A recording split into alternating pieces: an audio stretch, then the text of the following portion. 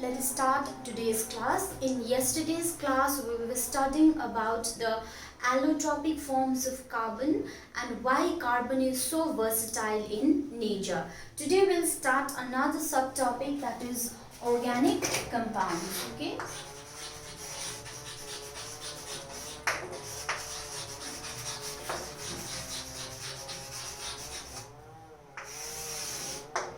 Since ancient times, plants, animals and minerals are the three major sources of naturally occurring substances. Okay, so plants,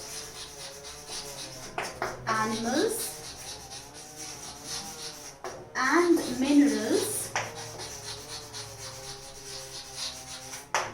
are the three major sources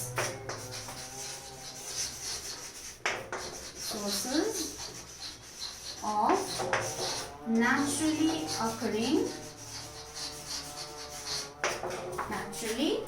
occurring substances.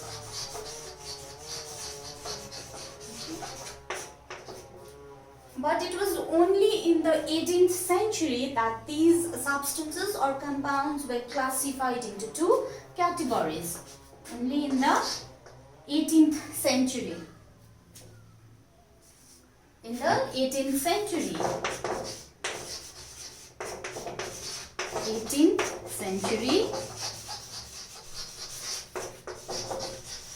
The compounds were divided into two classes or two categories.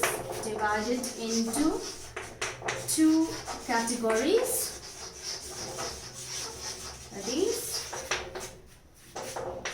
organic and inorganic compounds. Okay, organic compounds and inorganic compounds. Now, what is the difference between them? So, let us first discuss what are organic compounds. Now, some compounds such as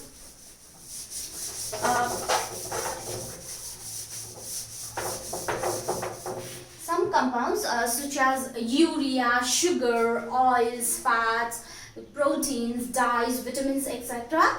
These can be isolated only from living sources such as plants and animals, and these compounds are called organic compounds. Okay, so some compounds like urea, sugar,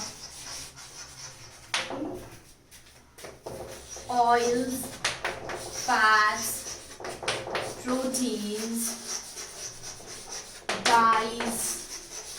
dyes are the colors, okay, vitamins, etc. can be isolated, can be obtained, okay, can be isolated directly or indirectly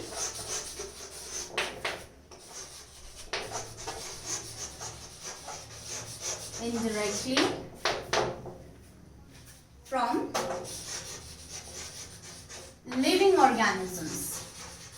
Okay, these can be isolated only from living organisms such as plants and animals. So such compounds were called organic compounds.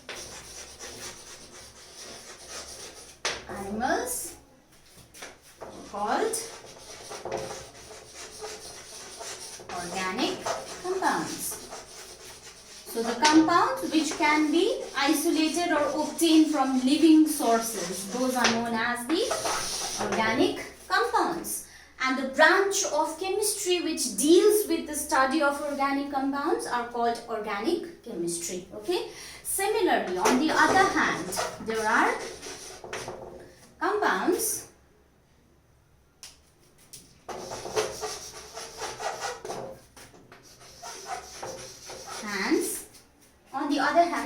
on the other hand, compounds like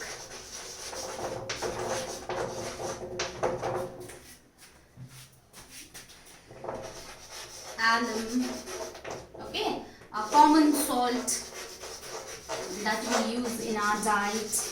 Okay, potassium nitrate,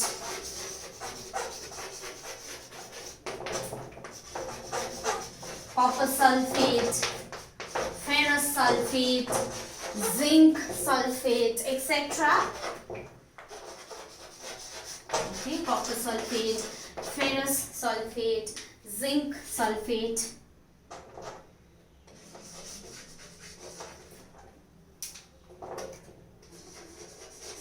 Sulfate, etc. can be obtained from non-living sources. Okay, can be obtained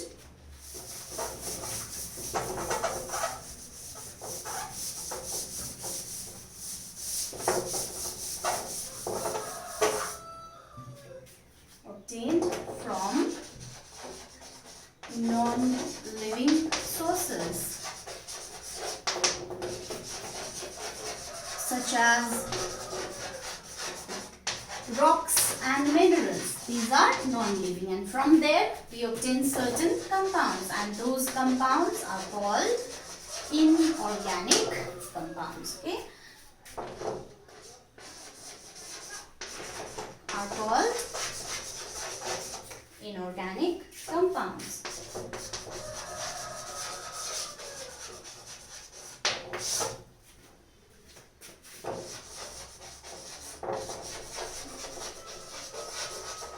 Okay, and the branch of chemistry which deals with the study of such inorganic compounds is known as inorganic chemistry.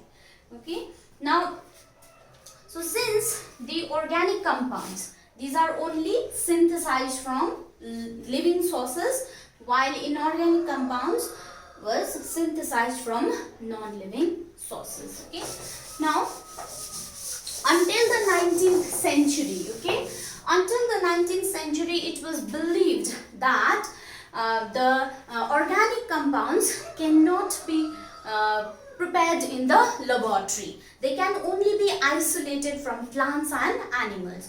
So on the basis of this belief, there was a scientist whose name was Berzelius, and Berzelius, he was a leading Swedish chemist. So he proposed a theory, okay, and that theory is known as vital force theory.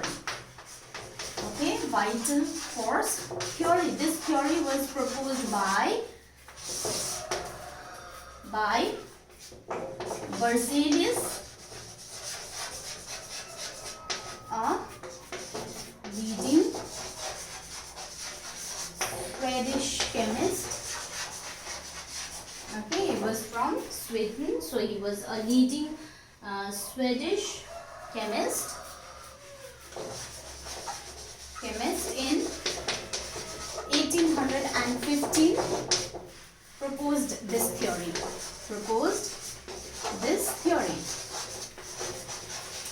This theory is known as vital force theory. Now, according to this theory, what did he say in this theory is that, according to this theory, organic compounds are produced by some mysterious force that occurs only in living organisms. Okay, so according to this theory, organic compounds can be produced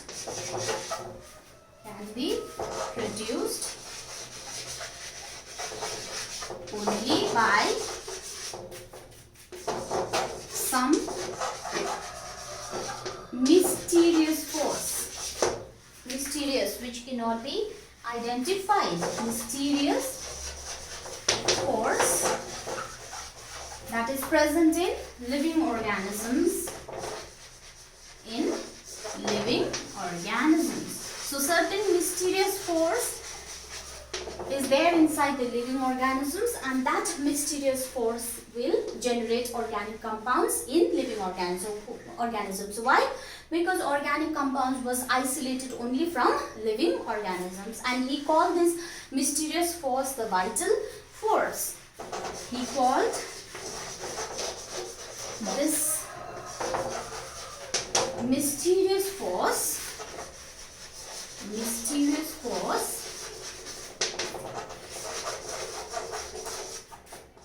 the vital force.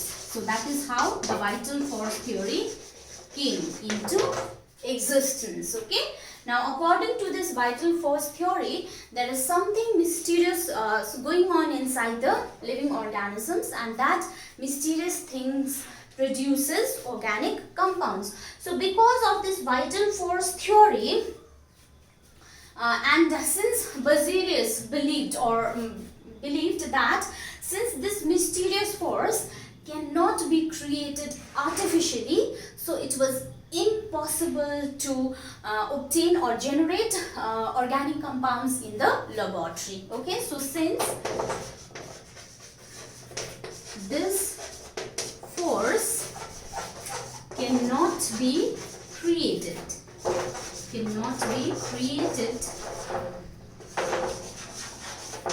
artificially,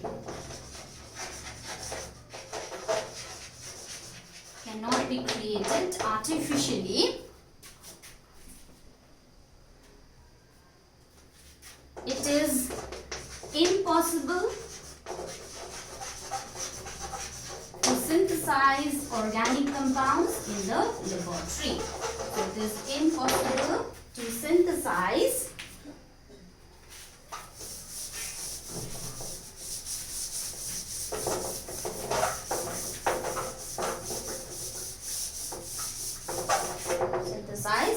organic compounds in the laboratory. So according to Berzelius, organic compounds cannot be synthesized. Okay.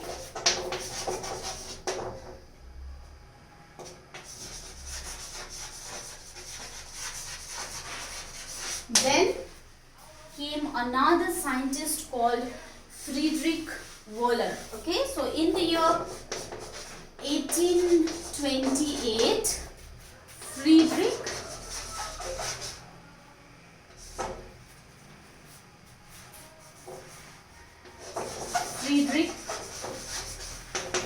Wöhler, he was a German chemist. Okay, he was from Germany, so a German chemist.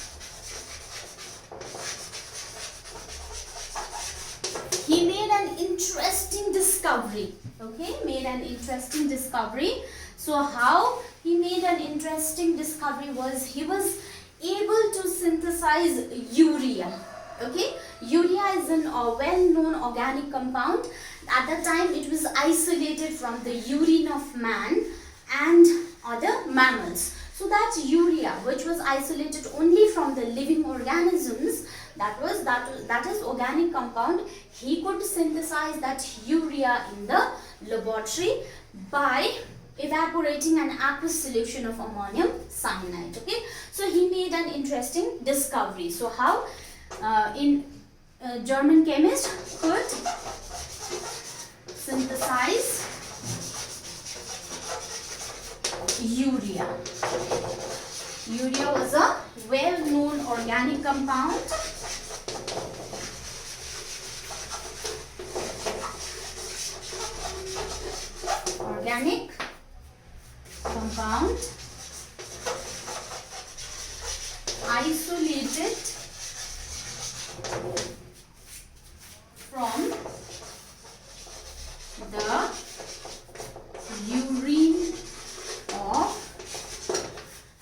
Isolated from the urine of man and other mammals.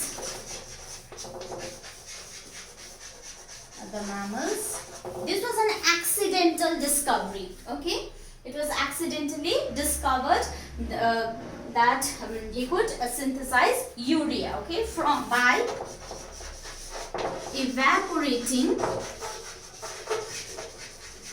an aqueous solution. Aqueous means dissolved in water. Aqueous, a solution of ammonium cyanate. This ammonium cyanate is an inorganic compound. Okay, so ammonium cyanide. So an inorganic compound.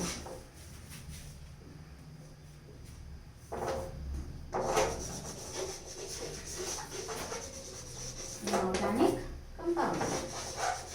You see, from an inorganic compound, he could accidentally synthesize urea. Okay, now where did he get that ammonium cyanide? He synthesized that ammonium cyanide by double decomposition of ammonium chloride and potassium cyanide. The ammonium cyanide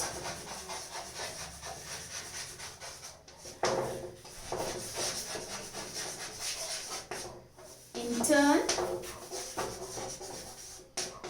was synthesized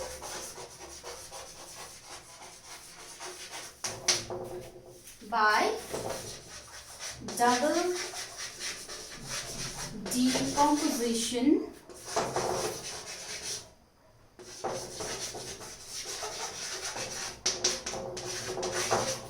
of ammonium chloride and potassium cyanide. So in this way he could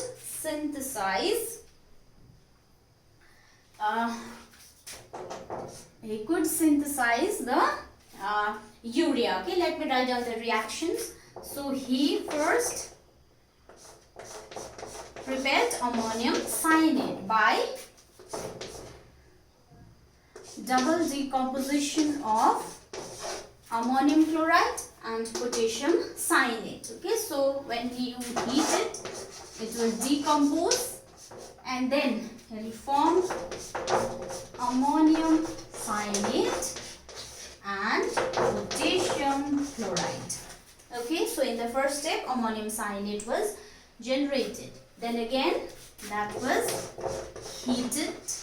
Ammonium cyanide was heated and then it decomposed to form urea. So this is how urea was generated in the laboratory. So see, for it was told that organic compounds only exists in nature, inside the living organisms. It cannot be produced in the laboratory.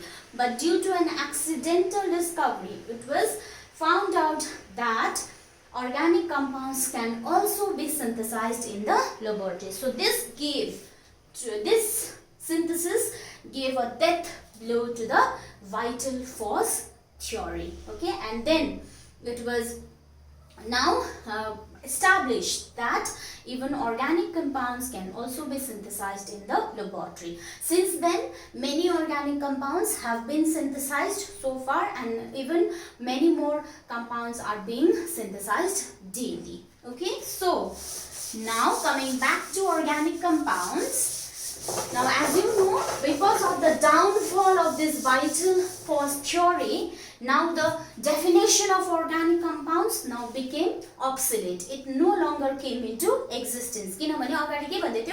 Organic compounds are those compounds which can be only isolated from living organisms. But here, from ammonium cyanide, which is a non-living organism, from there also urea could be synthesized in the laboratory. So, त्यो theory चाहिँ अब त्यो जुन चाहिँ definition छ organic compound को, now it became obsolete. It lost its original meaning. So now our organic compound को definition त अब lost भयो. So what is the new definition? To come up with a new definition, now people started to research on organic compounds, and when they researched on organic compounds, they found out that organic compounds, whether they are natural or whether they are synthetic, they always contain carbon and hydrogen along with some other elements like oxygen, nitrogen, sulfur, phosphorus, halogens, etc. So it was found out that organic compounds,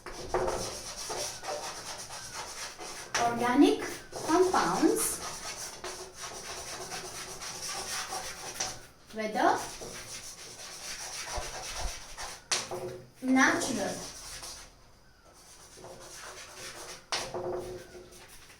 or synthetic,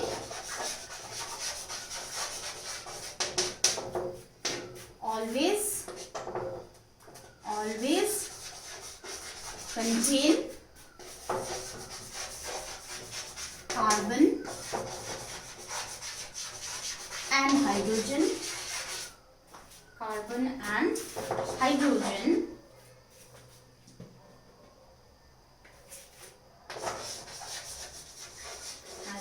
along with some other elements, okay, along with some other elements such as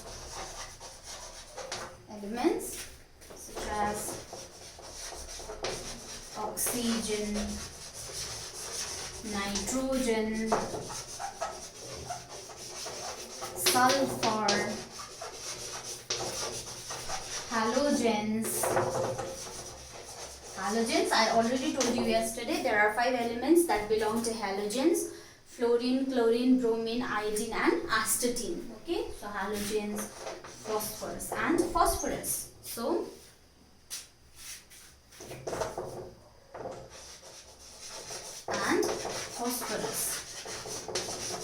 they always contain carbon and hydrogen, but these some other elements, they sometimes some carbon compounds also contain these elements in them. So based on these observation, now organic compounds was now defined. Okay, newly it was defined as the compounds, carbon compounds containing hydrogen and along with some other elements like oxygen, nitrogen, sulfur, halogens and phosphorus. So now it was redefined as organic compounds containing carbon along with organic compounds are compounds of carbon that contains hydrogen, containing hydrogen along with some other elements, and the branch of chemistry that dealt with the study of organic compounds was said to be organic chemistry. But there are certain compounds just such as the oxides of carbon, okay, oxides of carbon like carbon monoxide, carbon dioxide, okay, bicarbonate, carbonate, cyanate, etc. Carbonate, bicarbonate, cyanate, etc. These are not considered as organic compounds. They are not classified as organic compounds, and still today they are studied under inorganic chemistry. Okay, so though they contain carbon in it, but they are not classified as organic compounds. Further, if you remember yesterday I told you the compounds of carbon and hydrogen, they are together known as hydrocarbons. Okay, so carbon compounds, they are hydrocarbons. They are either hydrocarbons or sometimes if they contain other elements, these elements they substitute one or more hydrogen atoms in the carbon compounds, and in place of them they occupy that place. So that is why now carbon compound has now has been redefined as or the organic chemistry can be redefined as the chemistry. It is more precisely defined as the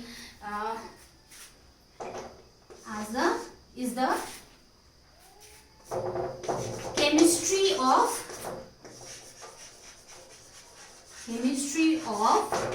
hydrocarbons and their derivatives.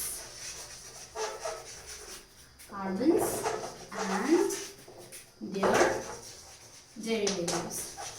In a hydrocarbons and the derivatives भनेको first of all the carbon र hydrogen त हुन्छ organic कम्पाउन्ड्समा.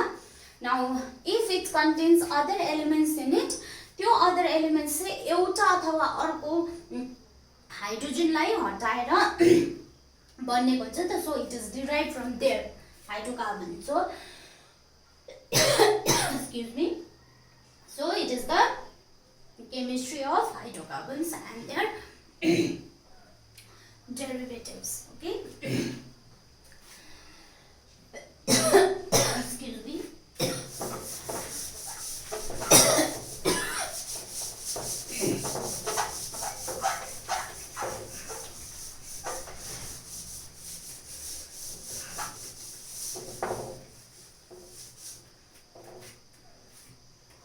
Okay, now let us study the structure of some carbon compounds.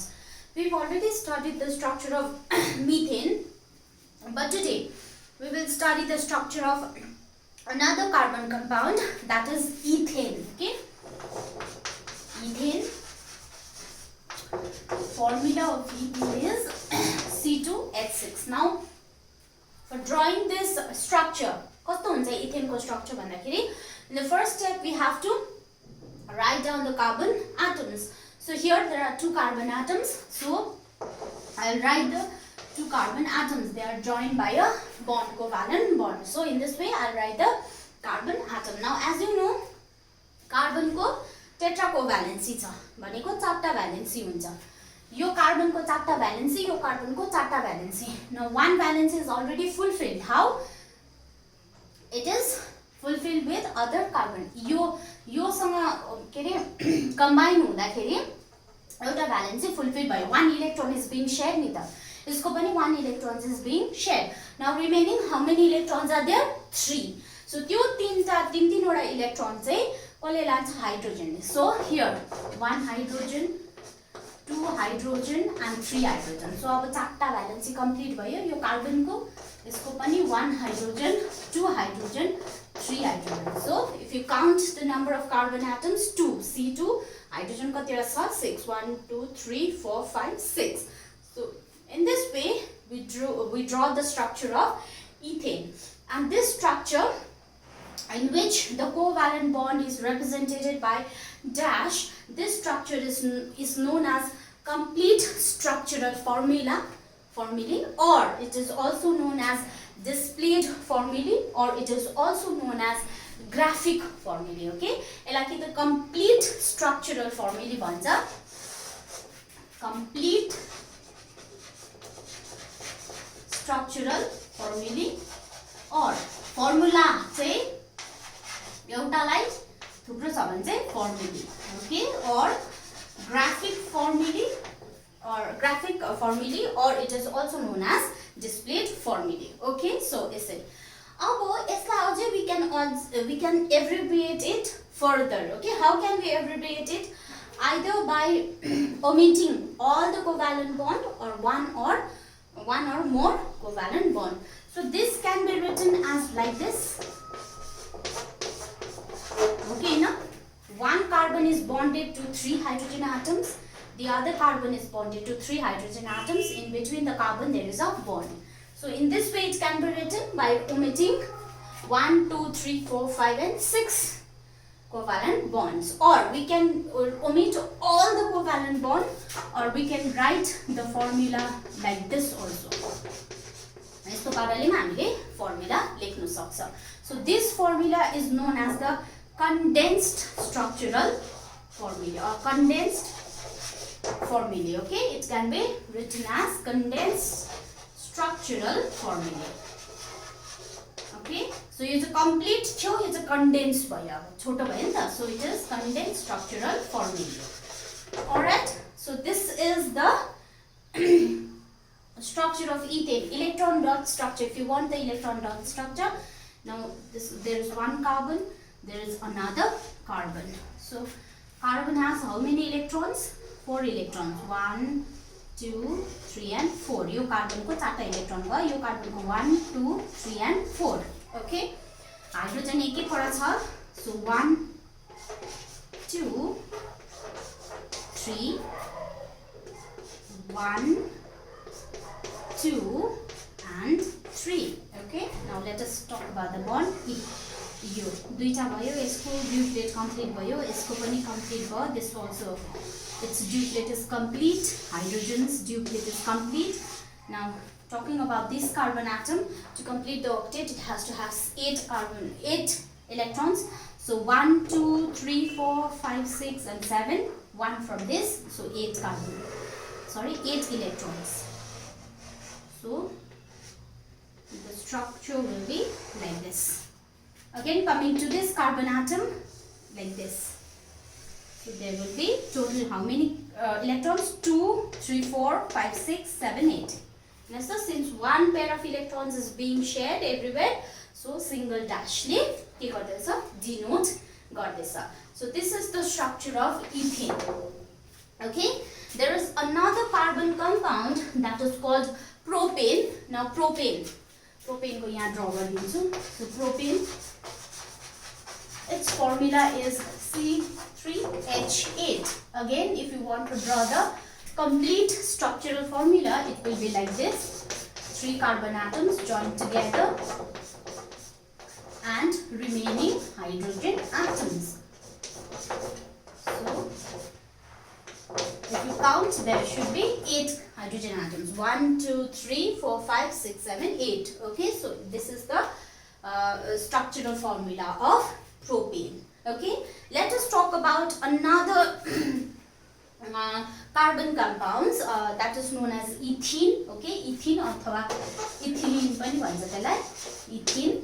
Okay, the formula of ethene is C2H4. Okay, C2H4. Let us draw the complete structural formula of ethene. दुईटा carbon छ, 4टा hydrogen छ. 1, 2, 3, 4. Now, do you think the structure is correct?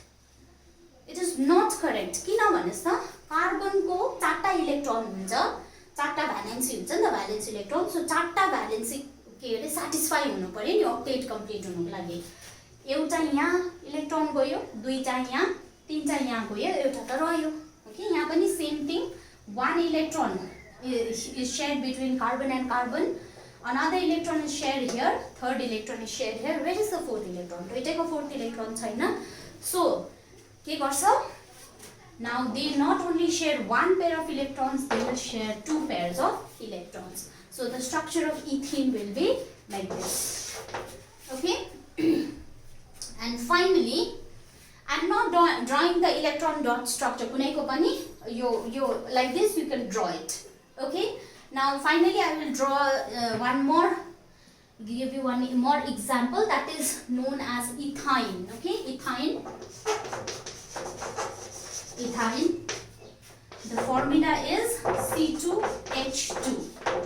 Okay, so C2H2. हेरौँ है यसको structure बनाउँदा C दुईटा भइहाल्यो, hydrogen एकैवटा, दुईटा मात्रै इलेक्ट्रोन फुलफिल भयो, दुईटा रह्यो. So that will come as a triple bond in between the carbon atom.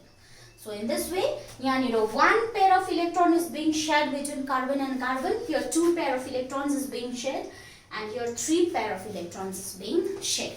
I hope you understood the difference. Now based on this, if you look at this carefully, all these are carbon compounds. Do you notice any differences between them?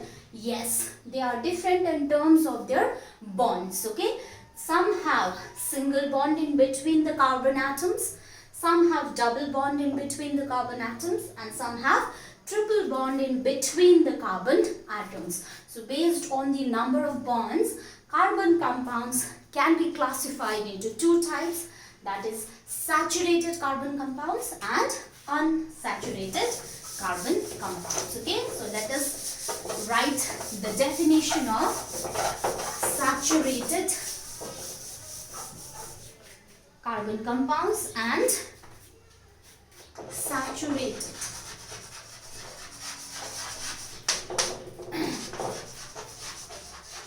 carbon compounds. Okay, so saturated carbon compounds are compounds of carbon of carbon which have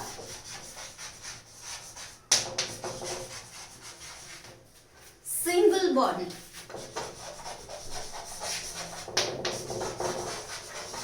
between the carbon atoms.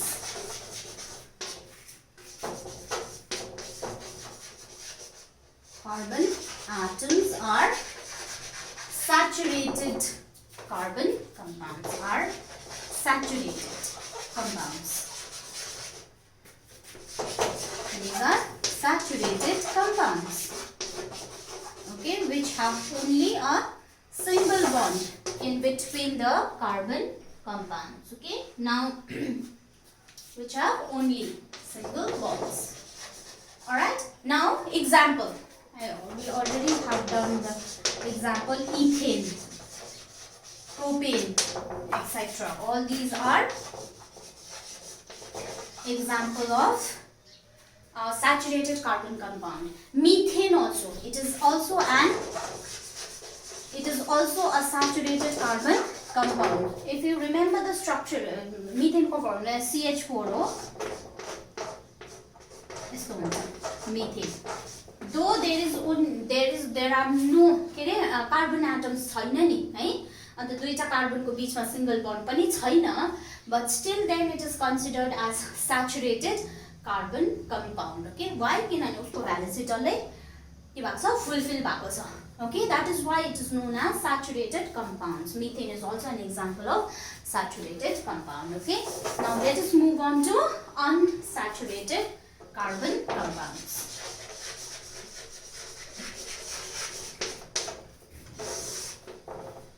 Compounds of carbon having one or more double bond or triple bond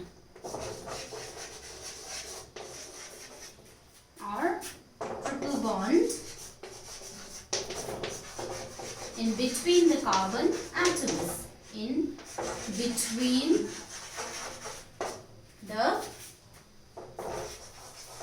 carbon atoms is known as unsaturated compounds, okay. So example would be ethene, ethyne. Example, ethene, ethyne.